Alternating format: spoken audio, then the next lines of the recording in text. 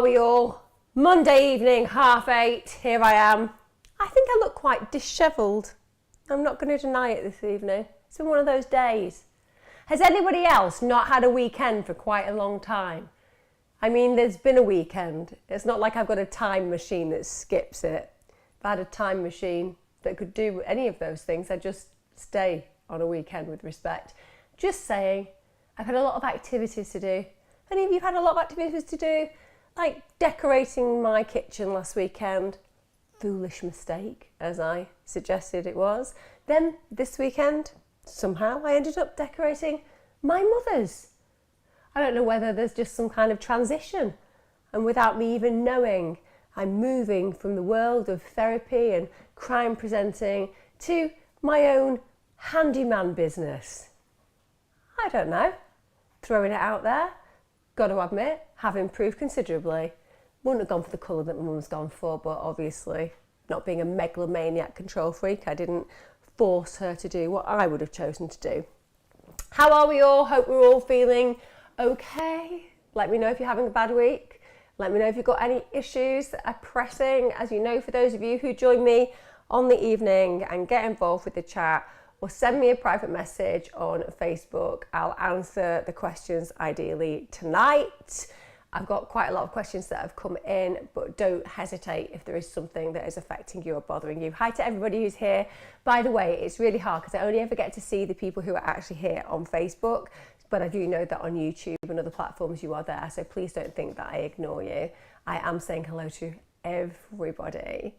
Right, let's get on with this. Oh, somebody's just written, have you ever thought about writing a book? I have. I have thought about writing a book. I have also thought about the potential of owning a castle, possibly a yacht.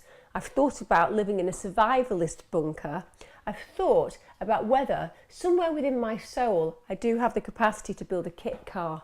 But a lot of those thoughts never come to fruition. And the book, which I did write a book proposal for, I was asked to, and it did go in, and it was like 40,000 words in total, because I wrote 3 chapters and the reasoning behind of it and all these other things. And by the time I'd done that, I was so exhausted. I didn't really think that I had it in me. I may write a book in the future. I am co-authoring some books at the moment on mental health and cannabis, so I will see whether I ever get to do one by myself. I would like to write a book on grief, but I would need somebody to actually say this is the kind of book we want, because I'm sure you all know that publishers and literary agents tend to have an idea of what they want you to write. And also, I want to write a book that isn't just, for example, self-help orientated. There are millions of those out there, and a lot of them contradict one another. And I don't really want to add to that. So what I'd ideally like to do is something that is very personal.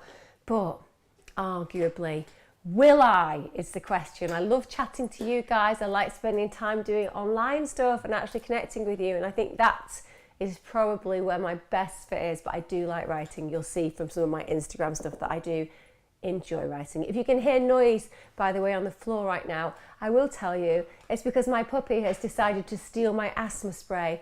And he's just running around the room with it, as if it's a completely normal thing to do. Let's get on with the questions today. But interesting question, thank you very much.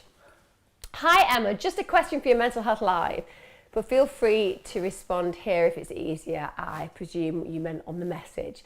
I'm soon going to be attending Unleash the Power Within. Am I assuming Unleash the Power Within is Tony Robbins? I would imagine it's that. I believe that in my head is where it would come from, and it feels very Tony Robbins.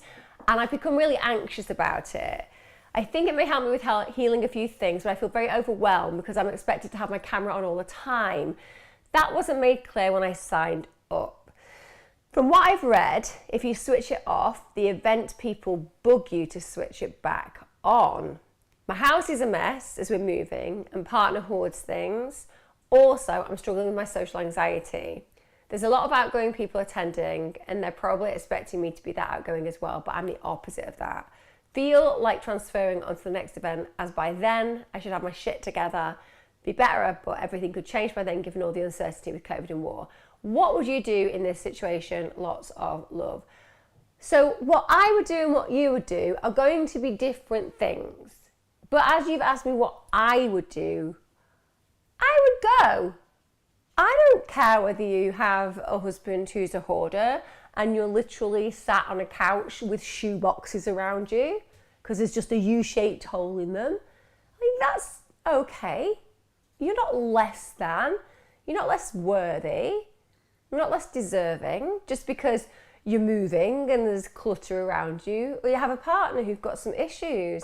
That isn't your fault, and it certainly isn't indicative of you not being a success. Look, I appreciate that with the Tony Robbins stuff, there's a lot of like, whoa, and hey, and oh my God, he's changed my life in like 3 words. I get that. And like for us mere British mortals who have a very different mindset, and believe me, one of the fundamental things that I wish we could take from the States, I really wish we could take this from the States, is the fact that in America, and Americans per se, do tend to have this really positive, welcoming belief system around success, i.e. they're not jealous of somebody else succeeding. They're kind of like, yeah, that's amazing, they just succeeded. They're like really pro it. And in the UK, we're kind of like a bit arrogant. You know, that's the culture divide. And so I kind of wish that we could use some of that positive energy and that general celebration of other people's shit that sometimes we in the UK are told to either be a little bit questioning of because it's a bit overt, isn't it? They're being so out there about their success. And instead realise that there is nothing wrong with celebrating who you are. And so I do not feel that the Americans are wrong in that belief system, but I do also know that when you're like us and you're in a situation where when somebody says, how are you? A lot of us are just like, we're absolutely fine. You know, your whole life is falling apart behind you, but you're like, I'm fine, everything's fine, I'm British, I have a stiff upper lip. Isn't your house on fire?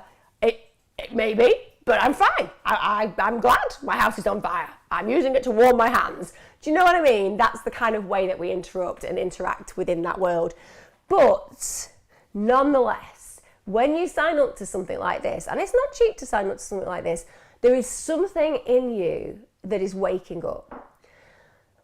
And as much as you want to be like, do not wake up, stay down there, you're embarrassing me with all this desire to change your life for the better, what's happening is there is an unconscious movement in you, and it's saying, we can have more, we can achieve more, you are more. Stop sitting in the shadows, stop apologising for your existence, stop letting that social anxiety hold you back, or your fear of judgment by others stop you from placing yourself in a position where you are seen. And it's in those very moments when we feel frightened and challenged and afraid, and we feel scared because at the end of the day, we're going to put ourselves in a position of vulnerability. That's when we are being taught the most courage.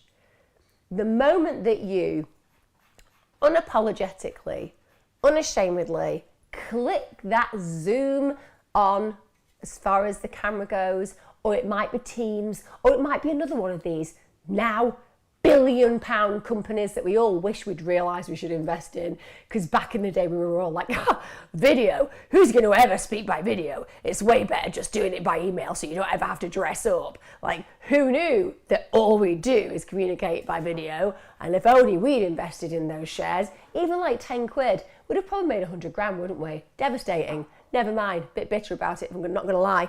But that's what you are being called to. So instead of thinking about people looking at you, remember, when you're sat watching your TV, you're not thinking of anything other than what's going on the screen. The psychological shift that you need to make is just that. Yeah, you've got a webcam on there. Yeah, when it's your turn, people can see you. But you're not going to feel that. You're just going to be sat with a cup of tea or a drink of your liking and choice. I personally would go for a cup of tea. It's incredibly British. but you're not going to have anything other than that. Tony isn't going to come in the door and be like, aha, there you are, let me have a look around your home. He's not going to do a Lloyd Grossman, is he? He's not going to be through the keyhole. You just need to accept that this is scary. It's always going to be scary. And then you know what? It's going to be amazing because you're going to overcome that fear. And you signed up for it. There's an unconscious movement within you. Something great is growing. Don't shy away from it. Do not put off for tomorrow what you can do today. That's a saying. It's not mine. But the point is, it's true. I don't know. What happens is tomorrow you go out and you get hit by a truck. Obviously, I don't think that's going to happen. But I'm saying, as you take your last breath, you'd be like, ugh, I wish I'd done A, B, and C. We do not regret the things that we did. We might learn from them. They might not have been the things that in the end we realised we really wanted to do. But we don't regret them because we actually know why we did them, what we learned from them. But bloody hell, do we regret the things that we don't do. It's better to do something and hate it than to not chance doing it. That would be my advice. If it was me, bear in mind, as much as people think I'm confident, I'm massively socially anxious.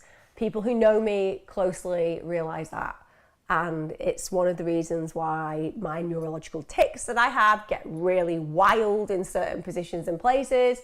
I am not confident, but what I know is that if I put myself in positions and places of fear and overcome them, it just gives me another shade and reference to the confidence cloak that I can put on in certain circumstances. So think about doing it that way. Good luck. Let us know how it went.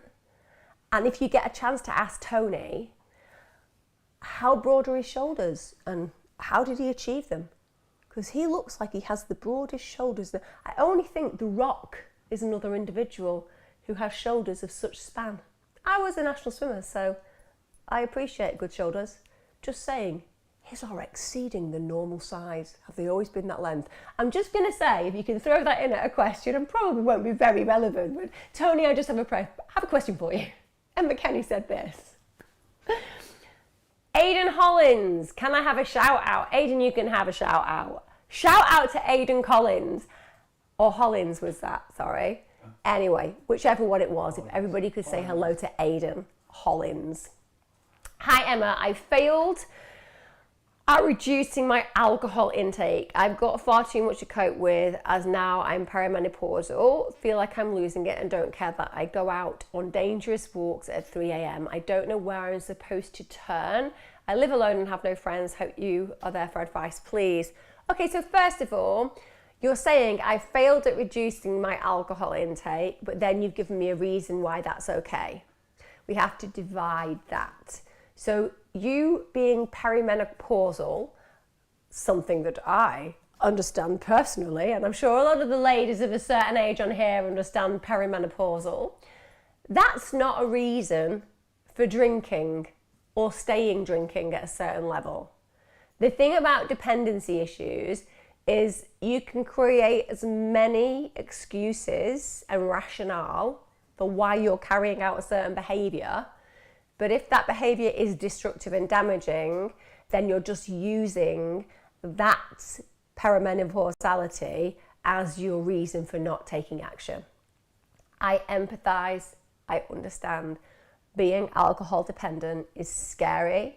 If you don't have other strategies that can come in and scoop you up, then giving up can make you feel like ultimately there'll be nothing left for you. So therefore, you will be facing all of the chronic pain that you're dealing with without that supportive network that you've used, albeit one that is incredibly destructive for you.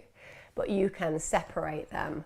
Listen, being perimenopausal is hard work because you're going through a life stage and a life change. And there's a lot of grief associated with getting to that. Somebody of my age, for example, I still believe that I'm going to have 2 more children. And even though that's highly unlikely, the desire for it is not going. Therefore, the grief that comes into play is very real and it's really poignant. And it's something that feels both nostalgic and endlessly out of reach. all in the same moment, and a lot of people feel that.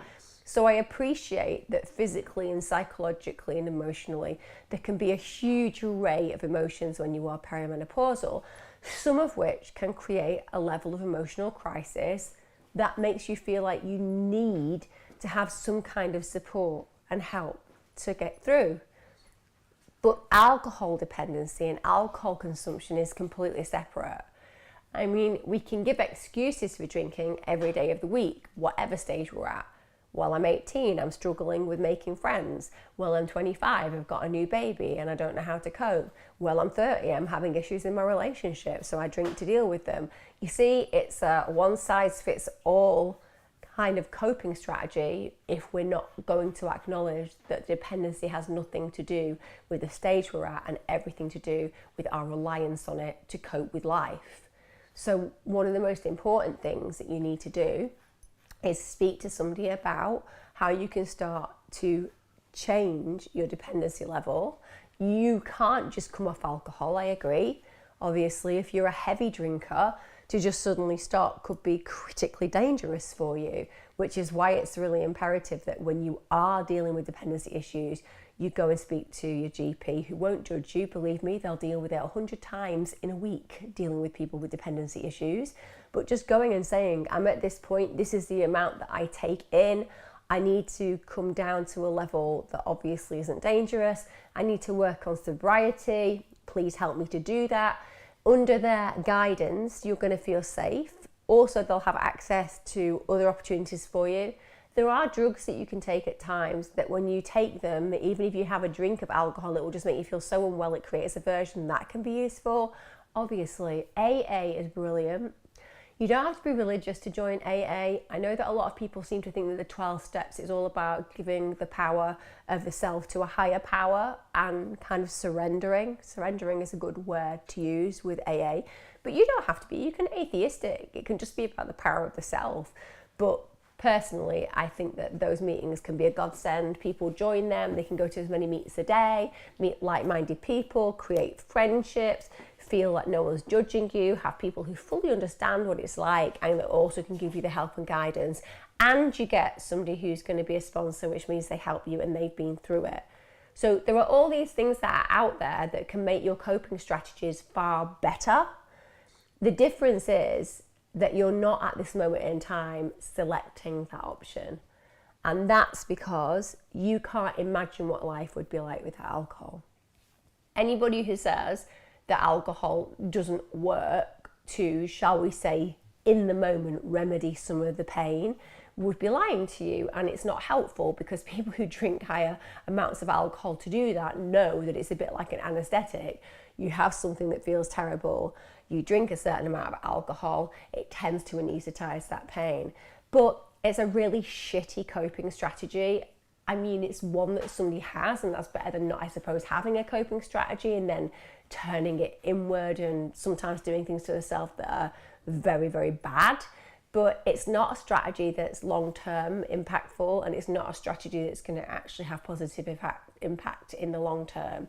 So you really need to think about contemplating getting some kind of help. You're not a failure. No one's failing. When you have a dependency issue, you are somebody who is using to medicate your pain. So don't call yourself a failure. Everybody's trying. Just because the way that you've been trying isn't the best way of getting the result that you need doesn't make you a bad person. There's no point having self-loathing. There's no point feeling like you're a terrible human being. That won't get you anywhere. Like, I've never met in my entire life, genuinely, a truly terrible human being. I mean, I suppose I've worked with the results of what those human beings might have done to other people, but I've worked with people who were on the floor in dependency. I've worked with terribly, terribly aggressive self-harmers. I've worked with people who've nearly starved themselves to death. I've worked with people who've placed themselves in terrible, risky situations that you're talking about, like going out for walks in the middle of the night.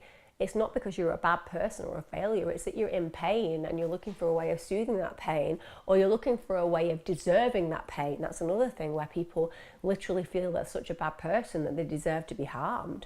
So they use alcohol to do that, or they use going out for a walk late at night where you could get hurt because you're kind of inviting it.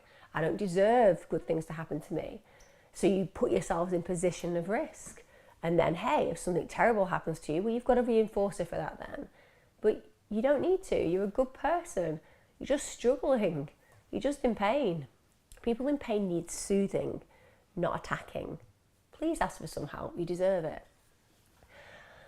I'm currently really struggling with co-parenting with my abusive ex-partner. I know my cold needs to see him. I'm going to imagine that's child needs to see him, but makes me anxious. He refused my son Mother's Day with me as it's his day. It really annoys me, that stuff, genuinely.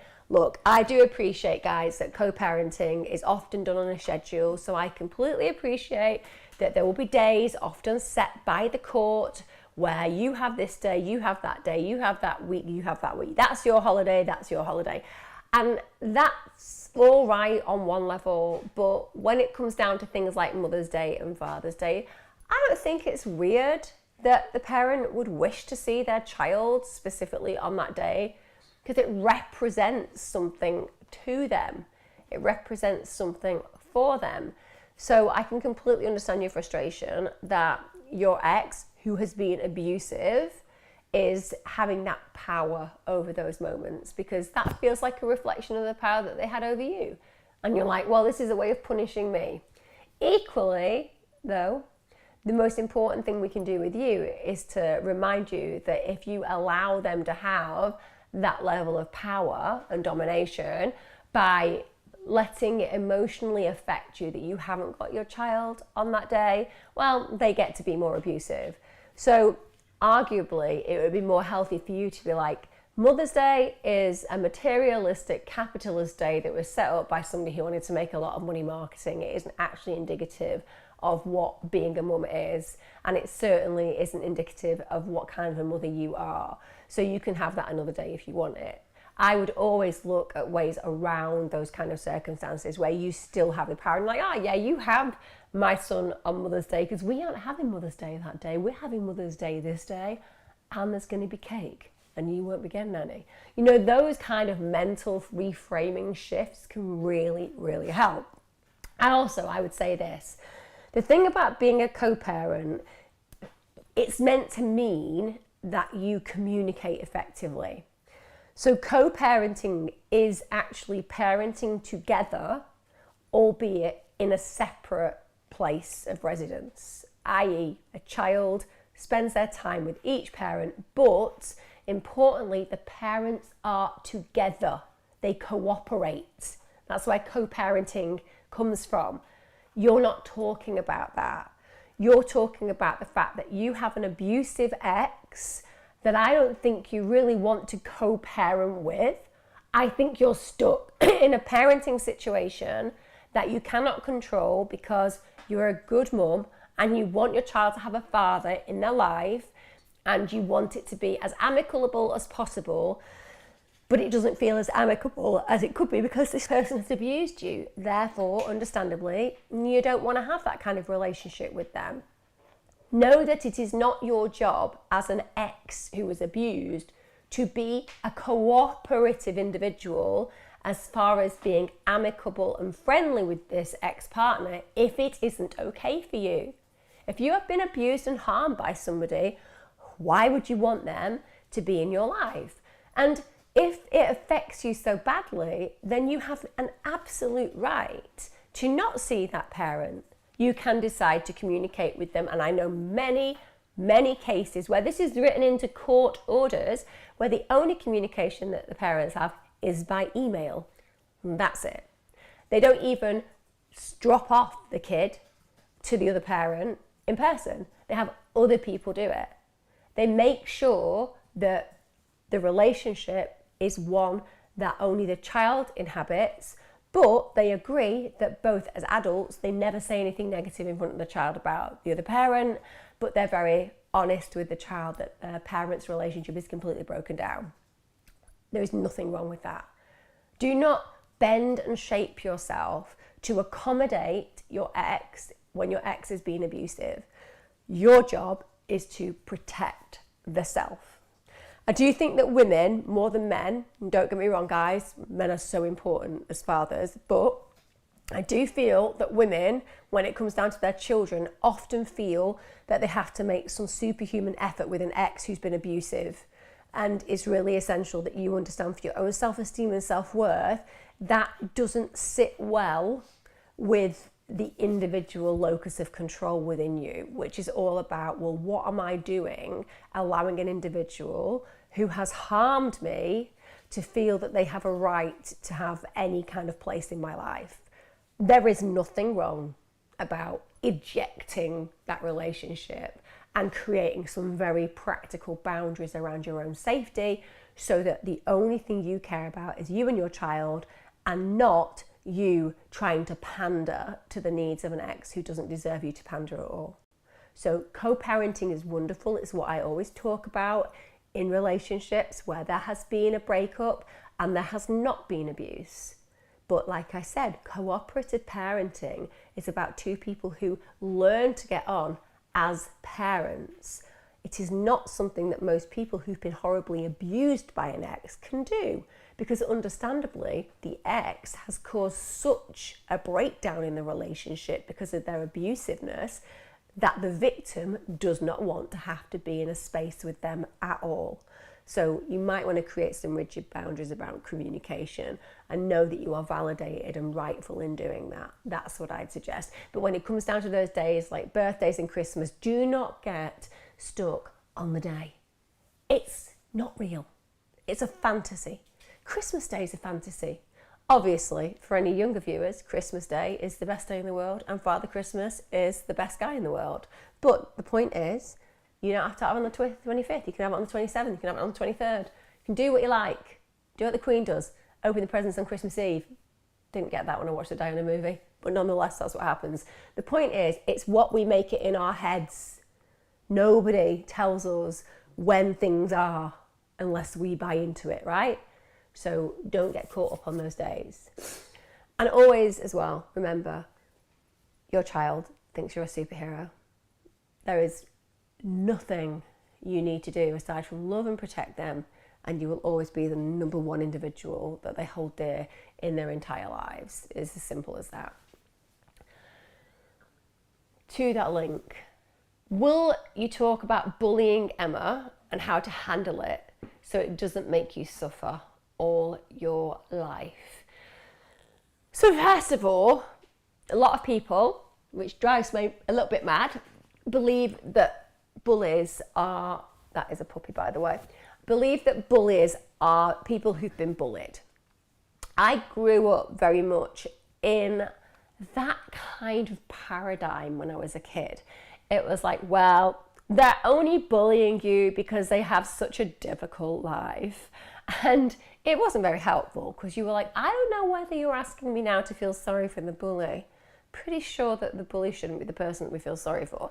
But there was this kind of idea that at home they were just having a really awful time, and so they came into school or college or work and were just really nasty to you. And actually the research tells us a very different story.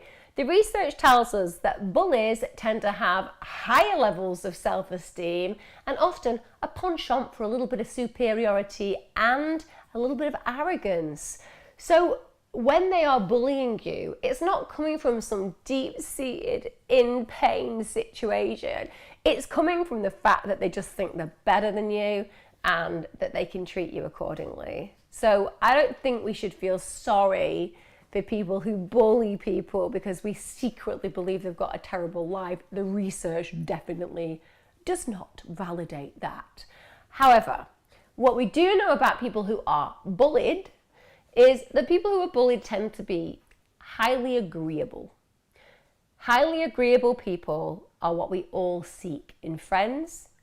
They're the people that we want to marry. They're the people that we want to hang around with at work, because they are the kind of people that go out of their way to make other people feel good.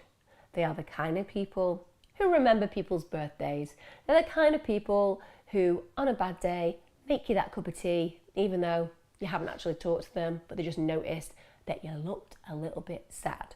So there's all these great qualities to people who are agreeable.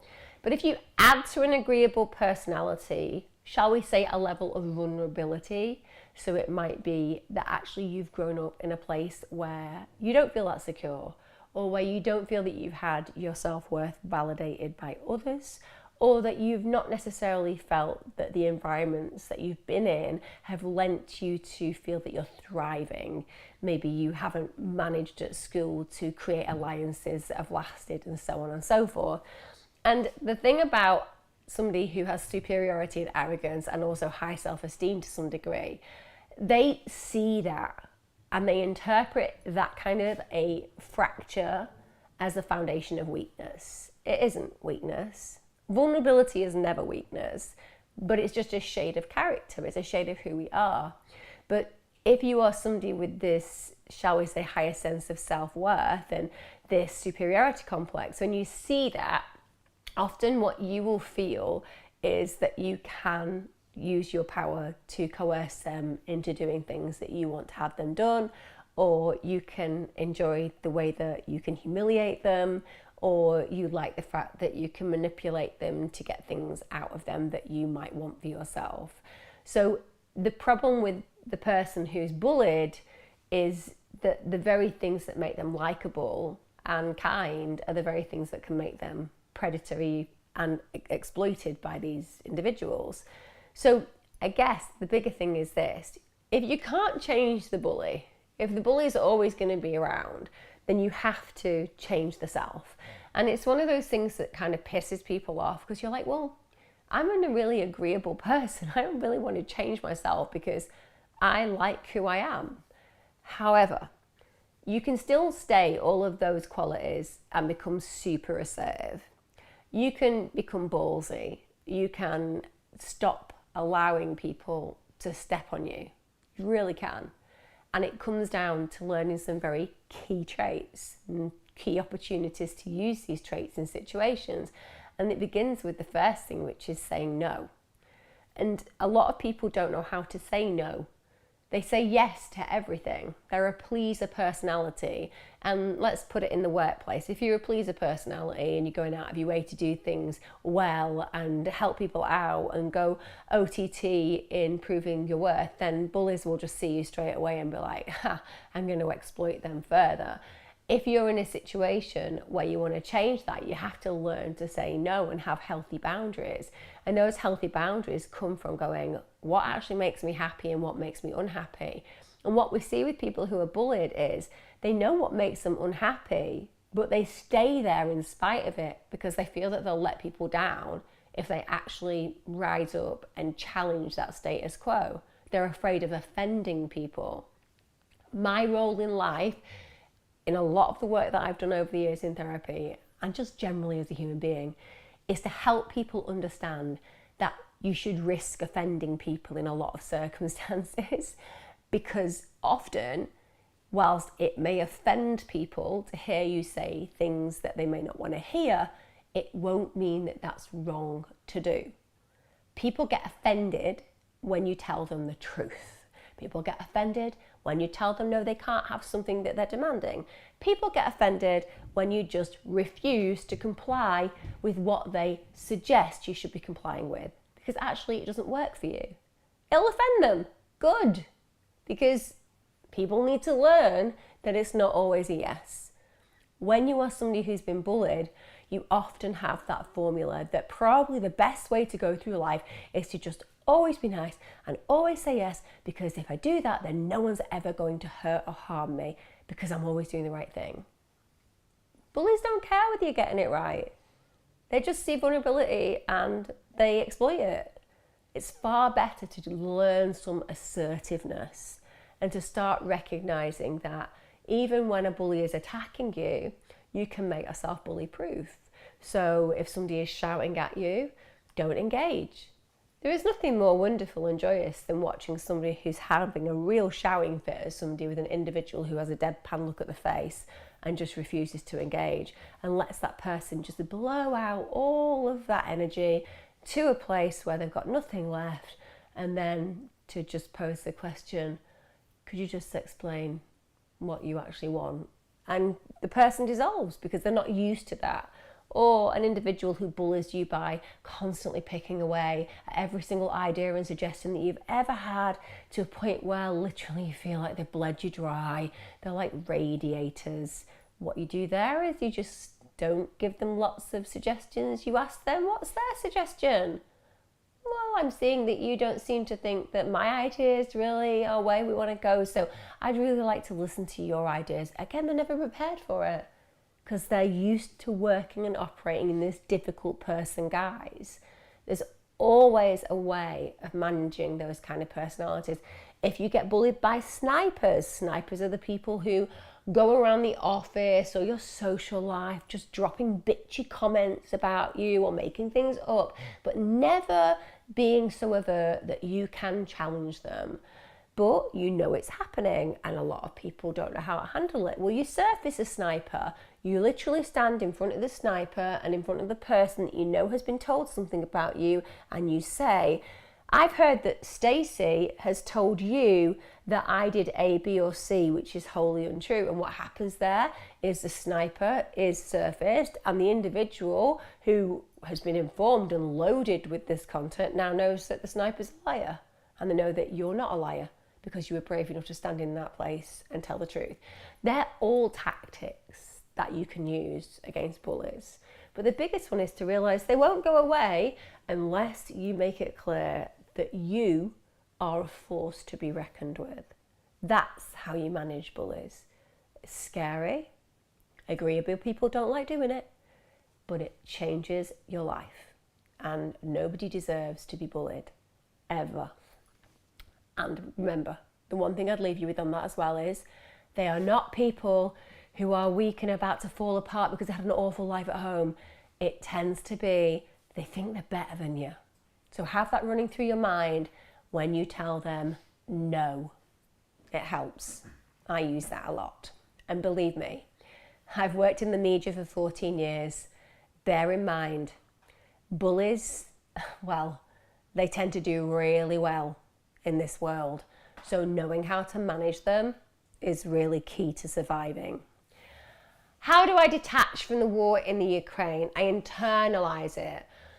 What right do I have to look away when people are experiencing such horrors? Okay, so on one level, I think that makes you a really good human being. It's why we in our household don't harm animals, okay? I know that for a lot of you out there, you'll be like, well, that's completely different.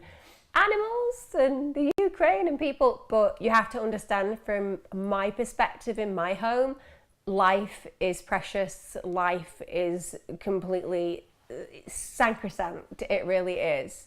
It's life. And so in our home, we don't believe in any kind of killing. And I mean from the fly on the windowsill to the wasp who gets in to anything that comes around us. It's as simple as that. We don't believe in it.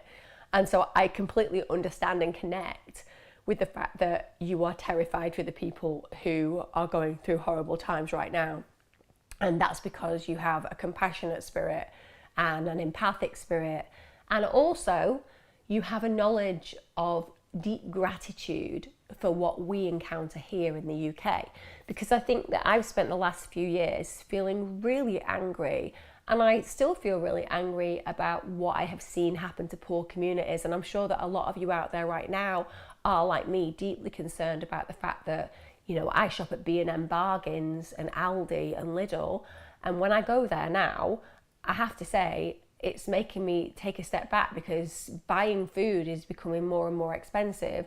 I mean, I don't really use a lot of petrol. I don't really go out very often, but that's worrying me as well. But certainly when I go to like my bargain shops that I've always gone to get my kids food, like sweets and snacks and stuff like that, it's shocking me because it's double. My bill's double. And all I can think about is those poor people that were already poorer after the first lockdown. So I've spent the last 2 years feeling really heightened sensorily around the unfairness of what's happened in the UK. But that's the UK. And even though I feel a level of anger about what's happened to our children and to, as I said, the most excluded minorities, I still, at this moment in time, when we've got a war going on elsewhere, and I won't profess to know the ins and outs of the politics, I won't profess to know what's right or wrong there, I won't profess to believe that America is the good guy always, because it's just not true. It's absolutely not true. Neither is the UK. I just have to take you back to what happened when Saddam Hussein was deposed. We weren't the good guys, and therefore I don't pretend to be a Yoda and somebody who's omnipotent over these things. But what I do know is that ordinary people are suffering, and that's enough, isn't it, that we know ordinary people are suffering. So people who are sat here in the UK now feeling very blessed that we are safer than vast majorities of the world. It's not just in the Ukraine and Russia.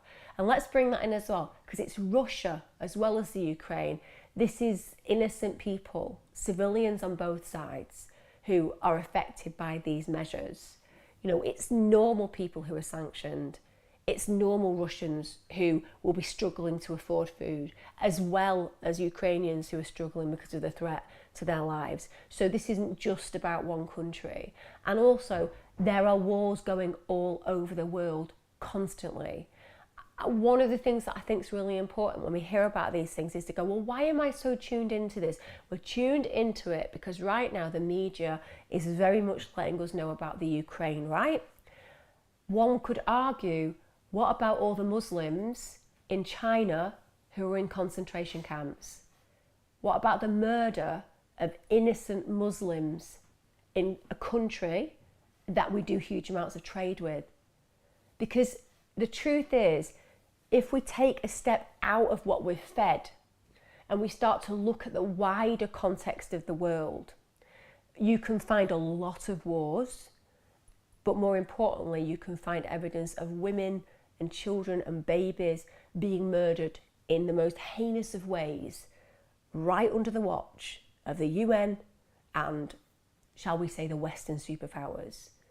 So it's not that I'd say don't think about people in the Ukraine. You absolutely should.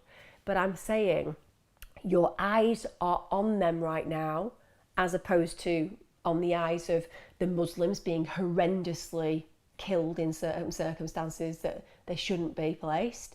And in other countries, similar things happening because we're being told about it constantly.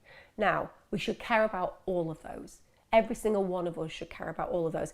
It was interesting to me that I put out a tweet the other day about the fact that I've been trying to get in organisations that might want temporary foster care for children who are displaced from the Ukraine. And there were a lot of angry people saying, well, wouldn't you take a Yemen child? And I'd take any child. That's the reality of it. However, when your ears and eyes are placed on a certain position, you kind of are thinking about that. And even though we're trying our best, even with ICA, with inter-country adoption, it's very difficult to actually get through the red tape and bureaucracy to end up with a child or a displaced child for a period of time. Nonetheless, because I was working with the ICA and looking at inter-country adoption, I was already looking at other countries that were having all of these issues, and hence why we have special agreements with those for children to be adopted. So, like I said, it's not that it's wrong for you to have this compassion and empathy and absolutely to want to look to the Ukraine and do more. It's that don't think that there is anything wrong from taking some time off, constantly looking at that information, because of the fact there are other things going on all the time that we're not aware of, and we're not aware of it because we're not told about it constantly. Having a little bit of time off so you can concentrate on your self-care and allow yourself a little bit of space and be strategic with it, that would be more helpful than getting completely washed away by the emotion. I keep saying there are loads of opportunities to do fundraising. There's loads of opportunities to get involved with supporting orphanages over there. There are lots of things that you can do that will place the energy that you feel for your empathy and emotional care about these individuals into something that can concrete change their circumstances. So look at how you can use all of that energy for good.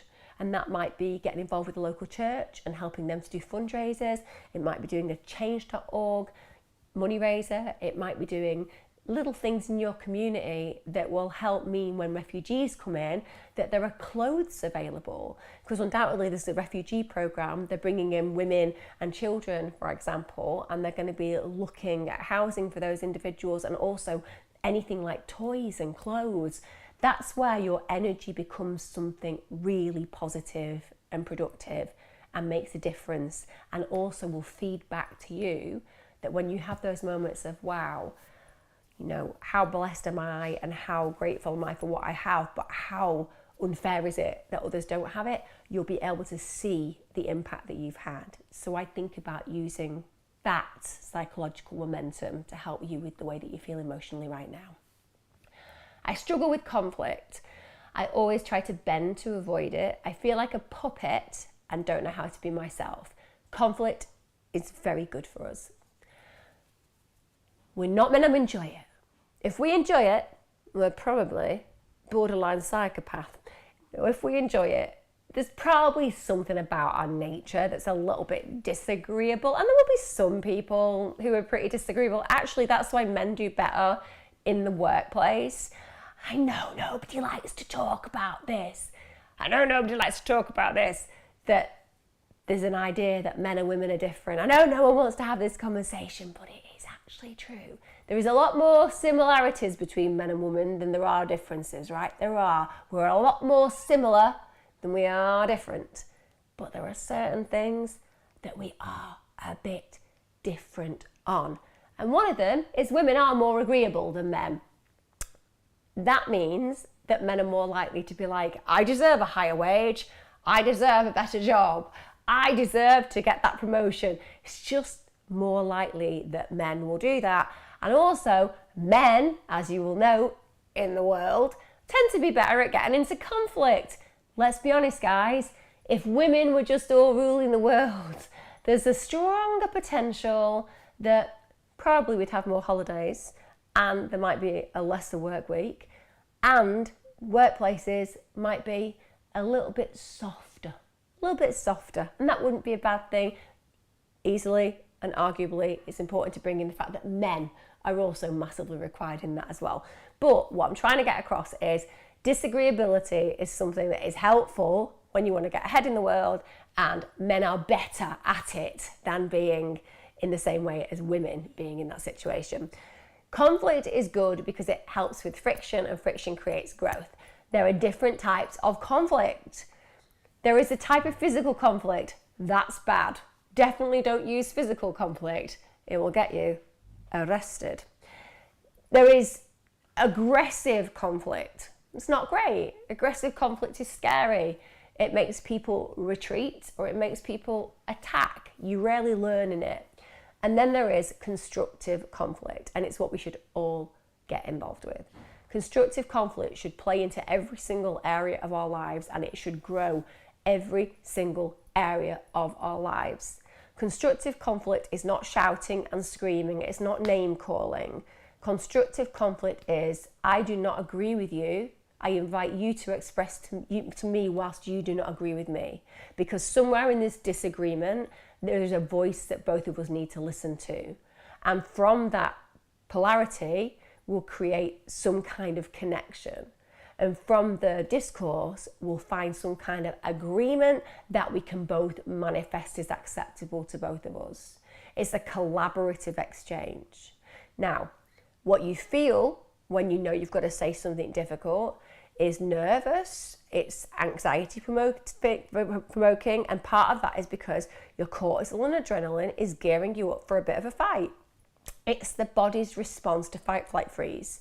And we don't need it as we would have done years ago running away from something when we were getting chased, but nonetheless, our old brain prepares us for battle, so to speak, and that can feel very disconcerting.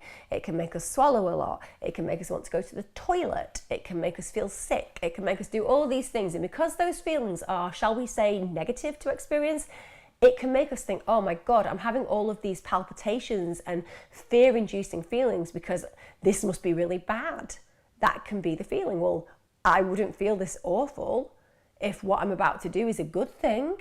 So we get this feedback, and if you run at that point of feedback, you reinforce the fear even further. If, however, you get much more, shall we say, physiologically informed about this state and say to yourself, oh, right, okay, I feel sick, I'm sweating, I'm anxiety ridden, and I keep wanting to go pee because I'm about to say something that needs to be said and my body's just doing what it would have done years ago when I needed to go into battle. But I'm not going into battle. This is just a normal physiological response and I'll feel fine afterwards. And just push through that. That's brilliant, because then what occurs is when you sit down and you say, this is really difficult for me to broach, but I need to talk to you about A, B, and C. As soon as you create an entry point for all of that built up feeling to attend, you relax. It goes through your system. It helps you to be sharp with your words. It helps you to stay focused and on track. It helps you to get across what you need, and it gets you the result you want. Also, in constructive conflict, know what you want. Know your aims. Never go into a constructive conflict scenario not knowing what you want as an outcome. You might not get your absolute goal, but as long as you've got your outcome, you can decide on what you would love to achieve, the must-haves and the would-likes. Simple as that. It can also help to make notes. If you've got 3 or 4 things that need to be brought up, you bring up 3 or 4 things and you sit there and you do it quietly, you do it concisely, you evidence why, and clearly, as I've said, you create an aim. No one who is normal or rational likes conflict. But when you get good at managing conflict, at confronting conflict constructively, it is life-changing for the better, for everyone involved. When I was at work and I ran a mental health service, I always said the really difficult stuff, always. And all it did in the end is it made me a contender in my experience of work. It made people trust me. It made people confide in me. It made people know that if there was something difficult that as an organisation or as a department we needed to confront, that I would do it, and I would do it in a way that wasn't aggressive or nasty and would create resolve. And it's something I've carried with me all my life. And it doesn't always make you the most likeable person in the room. People will sometimes think that you are the mouthy one, you're the gobby one. Doesn't matter. What matters is getting the results that are right for you and your life, and in work for the colleagues that you represent. That's what I do. Excuse me. Hi Emma, my trauma therapy is coming to an end tomorrow and I feel I need more, as I've not discussed everything I need to. Any tips would be great. I'm going to assume that your trauma therapy is coming to an end because you have a limited amount on the NHS. So, if that's the case, it would be definitely worth having a conversation with your practitioner to say, I feel I'm at a stage where ending now is not going to be helpful or healthy for me. You can say that, genuinely. I think that people feel afraid of saying that. It doesn't mean you're going to get any more. But if you are overt with it, it gives the practitioner an understanding of where you are. You could easily say to that person, I've really appreciated the therapy that we've done. I'm at a point where I'm ready to talk about some of the more traumatic experiences that I've had. I feel like cutting it off now is not going to be helpful for me. I could do with another 3 sessions, and try to bring it into a paradigm where they understand that you're not expecting another 15. Because one of the things about ending therapy is, if you've got a good therapist, who wants to end it? Genuinely, who wants to end a great relationship like that? It's scary because it's had great meaning and it's been something that's been useful and helpful, and it can feel terrifying, the idea of just going back to being who you are. But what you have to understand is you're not who you are. You're who you are now. That's after who you were before the therapy. So you're in a different place and space. It could be that they say, look, there is no more opportunity for you to have therapy.